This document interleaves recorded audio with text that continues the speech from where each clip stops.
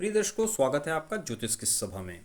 जैसे कि बहुत सारी कुंडलियों में हम ये चर्चा कर चुके हैं बहुत सारे वीडियोस में कि लगन और अष्टम के विशेष प्रभाव होते हैं। लगन और अष्टम को जिसने समझ लिया वो समझो ज्योतिष को समझ गया।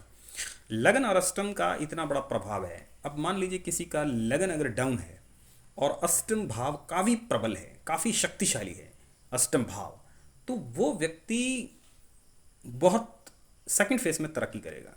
फर्स्ट फेज अगर व्यक्ति का अप है, first phase of the life, और सेकंड डाउन है, तो फर्स्ट फेज में तो वो बड़ा बड़े बड़े काम करेगा, लेकिन सेकंड फेज में कुछ नहीं कर पाएगा।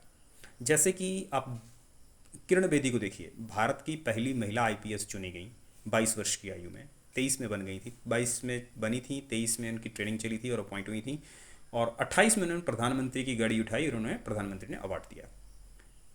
अब अगर यहाँ पे स्टार डाउन होता तो प्रधानमंत्री की गाड़ी उठाने पर वो फंस सकती थी। उनका स्टार चल रहा है, परिवर्तन योग है तृतीय भाव और नवम भाव पर, और परस्पर ग्रह नीच बैठे हुए जो एक ही दूसरे को उच्च दृष्टि से देख रहे, नीच भंगराज योग बन गया। अब इतना शक्तिशाली योग इनकी कुंडली के अंदर है। First pace of the life में तो ये बहुत उठी, वो उच्च का था, लेकिन एट्थ कुछ खास नहीं है। अब एट्थ कुछ खास नहीं है तो आप बोलेंगे कि जी एट्थ हाउस कुछ खास नहीं है, आप ऐसा कह रहे हैं, उनकी तो इतनी रिस्पेक्ट है, वो कहीं पे भी खड़ी हो जाती हैं, कुछ भी बोलती हैं।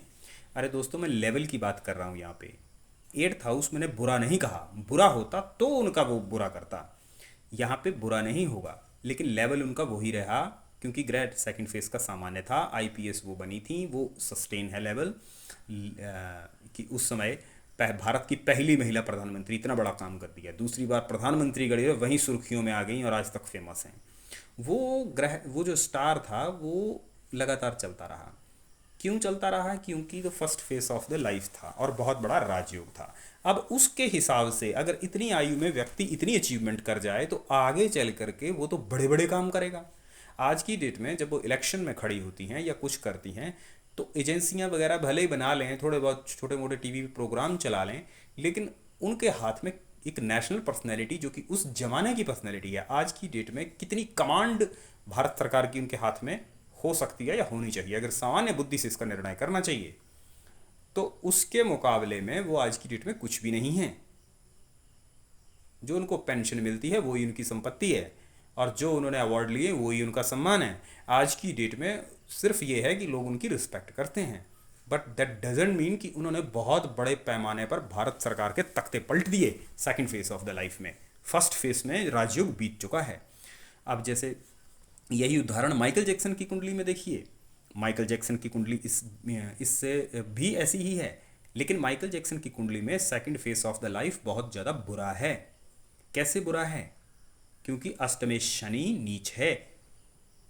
अब नीच हो जाएगा तो अष्टम भाव, the second phase of the life, बहुत बुरा परेशान करेगा। शनि ही उसके सम्राट होते हैं। बहुत ज़्यादा परेशान किया माइकल जैक्सन को। उसने 36 में पहले रेप लगा, गाना बजाना बंद कर दिया, पता नहीं क्या क्या हुआ, कर्जे के नीचे आके मरा। 16 करोड़ रुपए के कफन तो चढ़ गए मरने के बाद, वो लोगों ने चढ़ा दिए, लेकिन उसके पास एक शो हो जाता तो कर्जा उतर जाता, लेकिन वो कर्जे के नीचे ही मरा, और 50 वर्ष की आयु में ही दुनिया से चला गया। जो 150 साल जीना चाहता था, ऑक्सीजन बार में सोता था, 15-15 डॉक्टर उसके खाने को चेक करते थे, क्या क्या बातें थी। तो फर्स्ट फेज में राजयोग होकर के बीत गया था। बहुत गहरी ज्योतिष है ये, इसको आप कहीं पे भी अप्लाई कीजिए। अब देखिए, ये नहीं है कि सिर्फ माइकल जैक्सन और उनकी कुंडली के अंदर ही है, हर कुंडली में आपको ये चर्चा मिलेगी।